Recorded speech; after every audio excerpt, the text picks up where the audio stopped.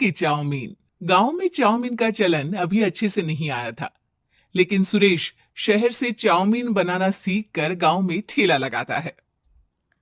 अरे ये केचुआ है क्या भैया? कैसे खाया जाता है?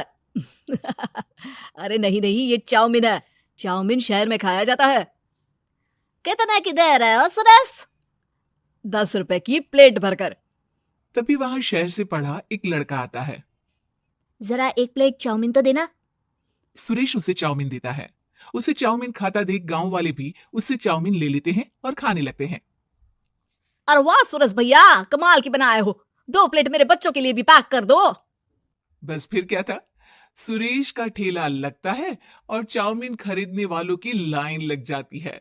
तभी वहां से गांव का साहूकार होकर गुजरता है। और ये क्या भीड़ लगी है? लगता है झगड़ा हो गया है गांव में। चलूं मैं अभी तो मजे ले लूं।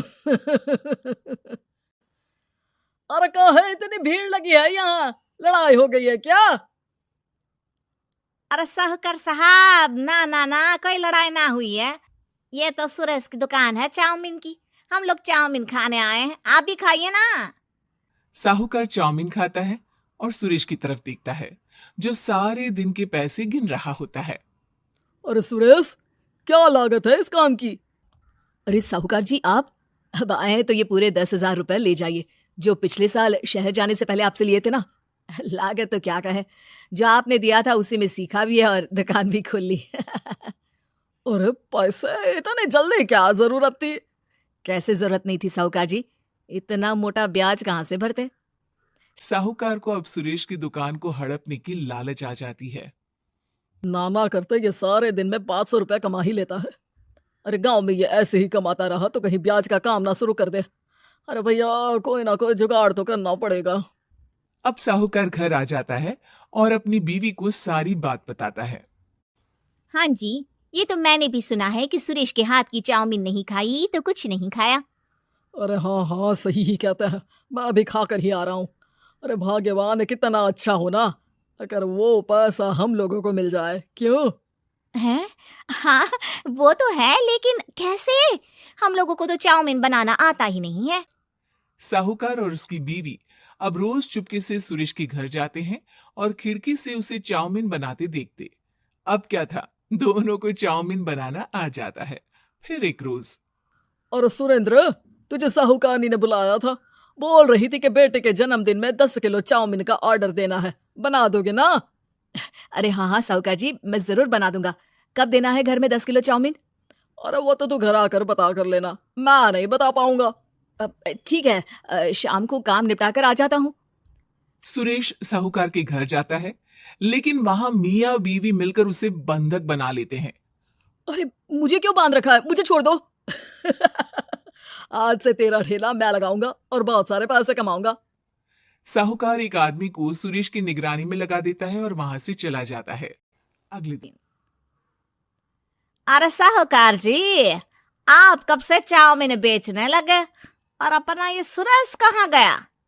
अरे वो तो शहर गया है, उसका कोई काम निकल आया था। बोल रहा था कि जब तक वो ना आए तब तक मैं ही उसके ठेले का काम कर दूं। पैसे भी तो बहुत उधार ले रखे थे उसने। लगता है कर्जा भरने के डर से भाग गया है।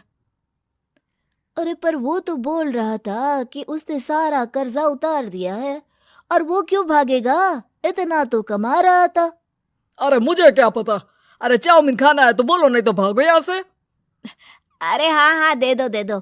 अब तो चाउमीन खाना पूरे गांव के लोगों के लिए आदत ही बन गया है। ना खाओ तो नींद ना आए। हाँ हाँ, तो लो और निकालो 50 रुपए। 50 रुपए क्यों? सुरेंद्र तो 10 रुपया में देता था। अरे वो पागल था, मैं थोड़ी ना हूँ। गांव वाले जिनको चाउमीन की लत लग गई थी, वो करते भी क्या, दे दो और ये लो 50 रुपए। लेकिन फिर साहूकार उन लोगों को प्लेट में थोड़ी सी चाउमीन रख देता है। अरे ये क्या, पैसे 5 गुना ज्यादा और चाउमीन बस इतनी सी? अरे साहूकार साहब, भगवान से तो डरो। बस फिर क्या था, साहूकार की मन मर्जी चलने लग जाती है और गांव वाले करते भी क्या। एक रोज मुझे तो लगता है कि सुरेश को साहूकार ने मार डाला होगा, क्योंकि उसका काम इतना अच्छा चल रहा था, फिर वो क्यों जाता? और वो भी साहूकार के हवाले दुकान करके? ना बाबा ना। अगले रोज भाग्यवान, देखो तो जरा, इस सुरेश भी ना कितना पागल था। जिस काम से वो ज्यादा पैसे बना सकता था, उससे इतने कम पैसे छाप रहा था। 50 रुपए प्लेट में भी गांव वाले खूब खा रहे हैं चाउमीन। हाँ जी, और जितने में वो लोगों को 10 प्लेट खिलाता था भर भर कर हम लोग उतने में 20 प्लेट बना रहे हैं, क्यों जी? वहीं सुरेश रोज भगवान से मांगता कि बस एक बार वो किसी तरह वहां से निकलने में कामयाब हो जाए, लेकिन उसकी हर कोशिश नाकामयाब होती। फिर एक दिन अरे भाग्यवान, ऐसा कुछ करो कि चाउमीन बनाने का खर्चा आधा हो जाए, जिससे हम लोगों को और मुनाफा हो। ना जी, मुझे तो कोई तरकीब ना सूझ रही। अरे सुनो, एक काम करते हैं। चाउमीन बनाने में जो सब्जी लगती है वो मंडी में लेने तुम देर रात चली जाना। तब तक वो सारी सड़ी गली सब्जी जो दुकानदार वहीं फेंक जाते हैं, वो उठा कर ले आना फ्री में।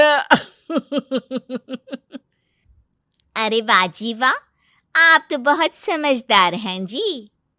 बीवी वैसा ही करती है, लेकिन अब लोग चाउमीन खाते तो मुंह बनाकर।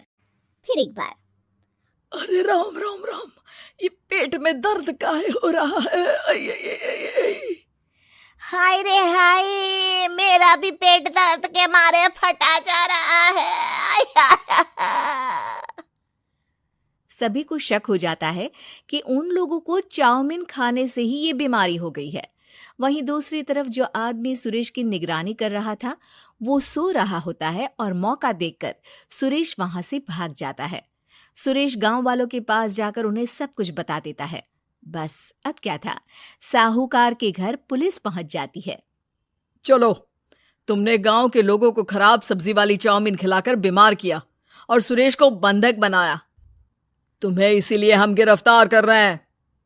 साहूकार को पुलिस ले जाती है और फिर अगले दिन से सुरेश का ठेला गांव के बाजार में लग जाता है, जहां अब पहले से ज्यादा भीड़ होती है।